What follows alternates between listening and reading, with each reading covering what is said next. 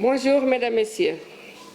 Communiqué numéro 74 sur la situation de la pandémie Covid-19 au Sénégal. Ce jeudi 14 mai 2020, le ministère de la Santé et de l'Action sociale a reçu les résultats des examens virologiques ci-après. Sur 992 tests réalisés, 84 sont revenus positifs, soit un taux de positivité de 8,46%. Les cas positifs sont répartis comme suit: 73 contacts suivis par nos services, 11 cas issus de la transmission communautaire répartis entre Médina 1, Grand Yoff 1, Patte d'Oie 1, Gueule Tapée 1, Amitié 2 1, Guédiawaye 1, Nioro 1, Ziguinchor 1 et Touba 3. 60 patients hospitalisés ont été contrôlés négatifs et déclarés guéris. 6 cas graves sont pris en charge dans les services de réanimation de l'hôpital de Fann 1, l'hôpital régional de Ziguinchor 1 et de l'hôpital principal 4. L'état de santé des autres patients hospitalisés est stable. Le Sénégal vient d'enregistrer son 23e cas de décès lié au Covid-19. Il s'agit d'un homme âgé de 74 ans et résidant aux Parcelles Assainies. Il est décédé ce jeudi 14 mai 2020 à 5 h du matin à l'hôpital principal de Dakar. Le ministère de la Santé et de l'Action sociale présente ses condoléances à sa famille attristée et prie pour le repos de son âme. À ce jour, 2189 cas ont été déclarés positifs, dont 842 guéris, 23 décédés et donc 1323 sous traitement. Le ministère de la Santé et de l'Action sociale exhorte les populations au respect strict des mesures de prévention collective et individuelle. Assalamu alaikum askan wi. Ñu ngi leen di jottali communiqué numéro 74 ci lim bii ñu jot ci mbas mi ñuy wax Covid-19 fii ci Sénégal. Ci bésu tey bii di alxames fukki fan ak ñeent ci weeru mois de mai 2020 jot nañu résultat examen virologique yi nii.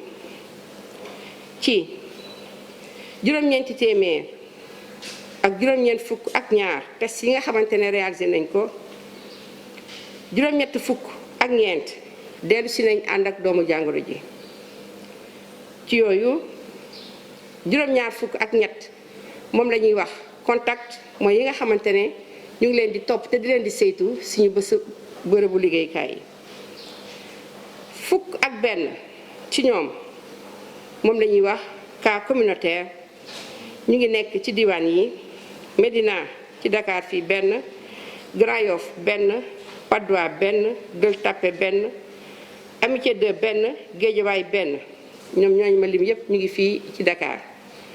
Nioro ci Kaolack am na benn, Ziguinchor mooy Ziguinchor am na benn, Touba am na ñett. juróom benn fukk malade yi nga xamante ne testé nañ leen, xool nañ leen, bi ñu leen gisatuñu ci ñoom doomu jàngoro ji, wër nañu. juróom benn cas am nañ ko, ñu tëdd ci bërëbu sauvetage yi ci hôpital yi may bëgg a lim. hôpital Fann am na benn, hôpital régional bu fay si Ziguinchor am na benn, hôpital principal am na ñeent. ñi nga xamante ne ñoo des tëdd ci lalu hôpital yi ñu ngi am tan.